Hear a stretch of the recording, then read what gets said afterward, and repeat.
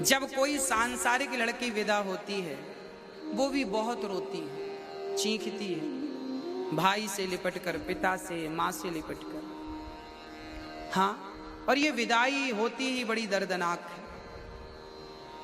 कई बार जब लड़की ससुराल जाती है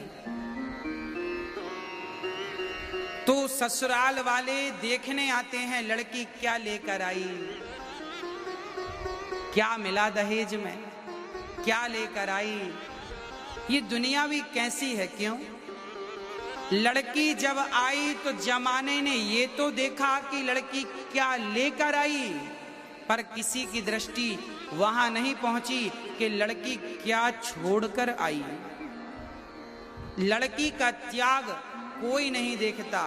और लड़की ससुराल में जब बहू होती है ना, कोई गलती हो जाए तो ताने सुनने को मिलते हैं।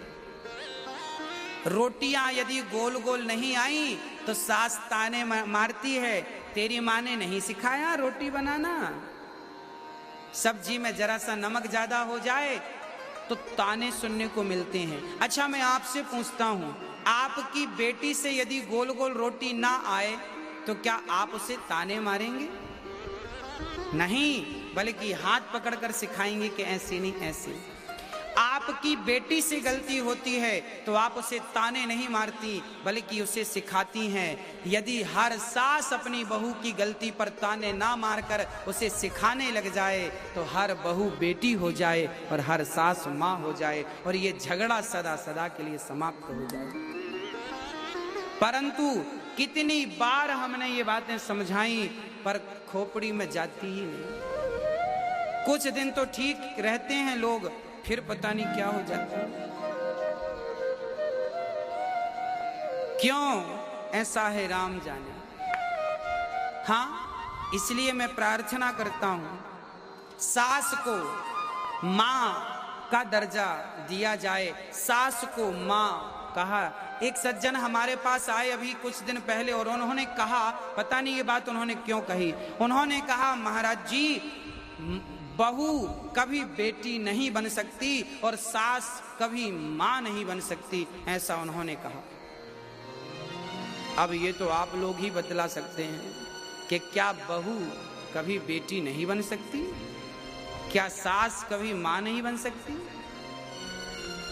देखिए, बदलना चाहें तो बदला जा सकता है। मिट्टी से घड़ा भी बनता है और मिट्टी से चिलम भी बनती है। चिलम खुद जलती है, औरों को जलाती है, घड़ा खुद ठंडा रहता है, औरों को भी शीतलता प्रदान करता है। आप अपने आप को चाहें तो चिलम बना लें, आप अपने आप को चाहें तो घड़ा बना लें। कोई क्या आपको कुछ बनाएगा, आप ही अपने आप को कुछ बना सकते हैं। यदि कोई दूसरा कहे कि मैं तुम्हें ये बना दूंगा, ये उसकी भूल होगी। कोई किसी को कुछ नहीं बना सकता। यदि किसी को कुछ बनाया जा सकता है, आप स्वयं अपने आप को कुछ बना सकते हैं। चाहे घड़ा बनाए, चाहे चिलम बनाए। इसलिए मैं कहता हूं, अपने आप को बहू ना बनाओ, बेटी बनाओ। अपने आप को सास ना बनाओ, मां बनाओ। और ये रिश्ते तब बदल जाएंगे जब प्यार की अधिकता होगी। एक बेटी अपने पिता के पास आती है। उसकी सास बहुत परेशान करती थी, बहुत तंग करती थी। एक दिन बहू दौड़ी दौड़ी पिता के पास आई, पिताजी कोई जहर दे दो। उनके पिता बहुत बड़े डॉक्टर थे। बेटी से कहा, बेटा तुझे जहर क्यों चाहिए, तू क्यों मरना चाहती है? बेटी बोली, पिताजी मुझे नहीं मरना, अपनी सास को मारना है जहर देकर। सास को जहर देके मारना। पिता ने कहा, बेटी ये तो बड़ा पाप कर रही है, सास को क्यों मारेगी? जहर देके मार डालेगी तो तू जेल चली जाएगी, जीवन भर चक्की चलाना पड़ेगा, सड़ जाएगी।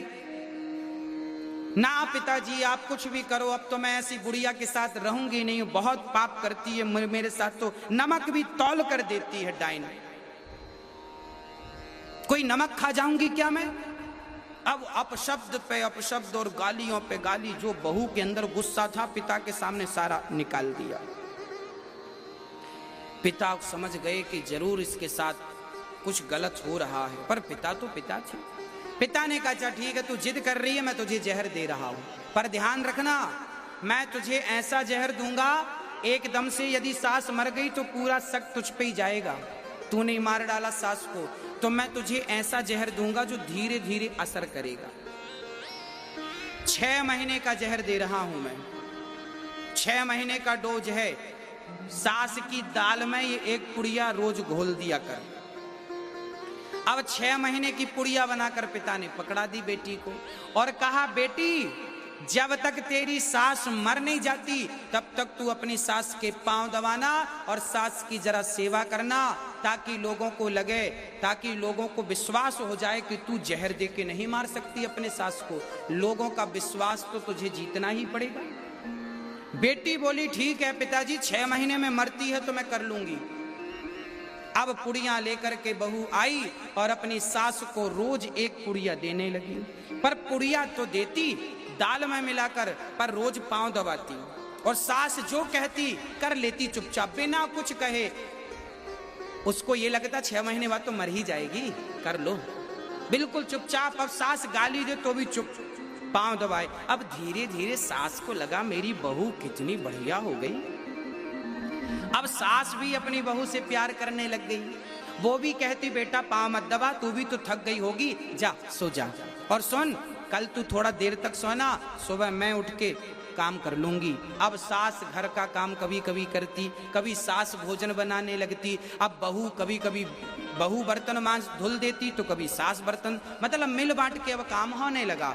अब बहू को लगने लगा मेरी सास तो बहुत अच्छी हो गई, ये तो मेरे साथ हाथ बटाने लग गई, ये तो काम करने लग गई।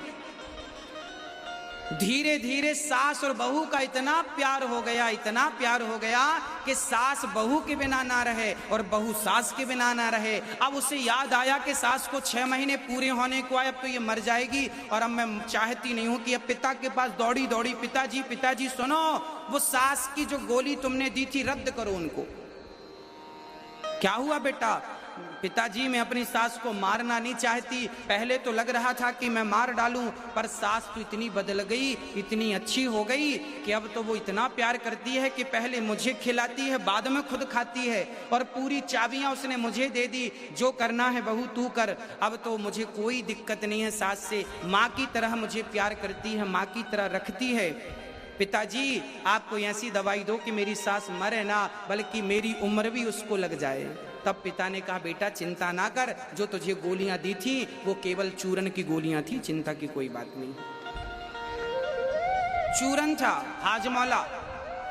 अरे पिताजी तो ये बेटा जब तूने अपना स्वभाव बदला, मैंने कहा था ना कि तू अपने आप को बदल देगी तो सामने वाला अपने आप बदल जाएगा।